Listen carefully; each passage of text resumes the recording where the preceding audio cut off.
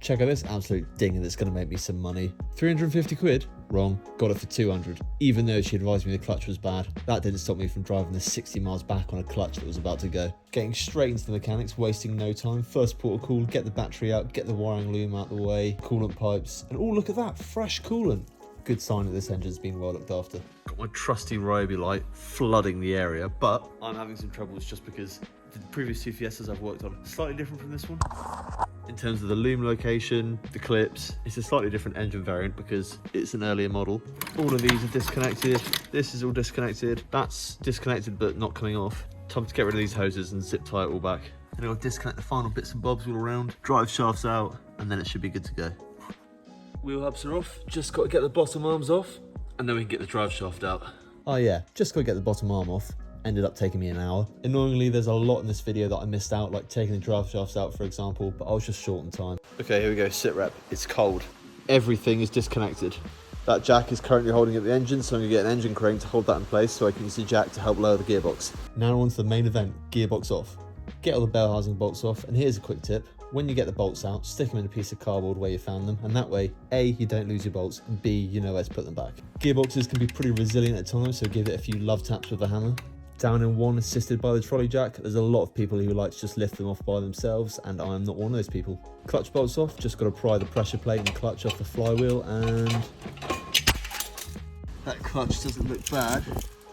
It's almost at the end of its life. Pressure plate looks all, aha, that's not meant to do that. That's a problem. That is why the clutch pedal was bouncy. That's a bit of a difference. Yeah, I've got loads of water in there as well. Fun. New clutch slave cylinder goes in it too. It's another selling point, and with the gearbox off, you may as well.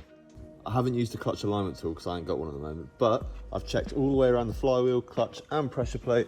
Everything is all lined up, so, and I mean, look at that. I'm pretty happy with that. It took me several attempts to get the gearbox back into position. They're heavy and hard to balance on a trolley jack. A few hours later, we've got a little update. Both drive shafts are on. We've started to reconnect up all the loom. Clutch is connected, and now we're going to bleed it.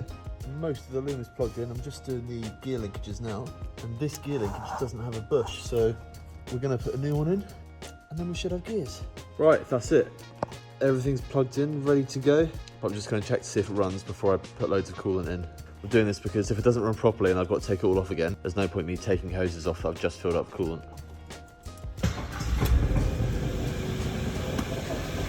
Just got to add some coolant now. You can see it bubbling away, bleeding the system of air. Make sure to get the engine nice and warm with good water pressure by revving the absolute tits out of it.